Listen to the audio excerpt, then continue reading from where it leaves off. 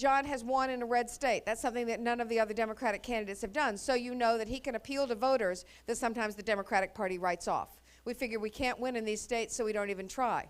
In 2004, with a North Carolinian on the ballot, do you know how many television ads we ran in the state of North Carolina? 0 is the right answer. None. And why? Because we just figured we couldn't win in a state like that.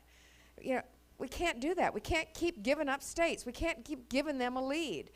But the Democrats do that every 4 years. That in 2004, we took a train trip, a really magnificent train trip with the Carries out west. Absolutely incredible to see the country that way. Made stops places, rallies from the back of the train, sort of old style. It was truly magnificent.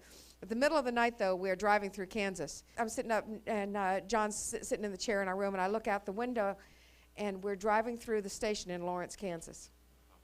Town a lot like this town. And there are, alongside the tracks on both sides,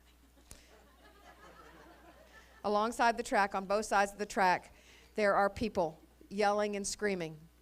But we're going 100 miles an hour. And you see their flash bulbs go out. You know what those pictures must look like? And they've got signs. Well, next day, John and I went back. But that's the only appearance we made in Kansas.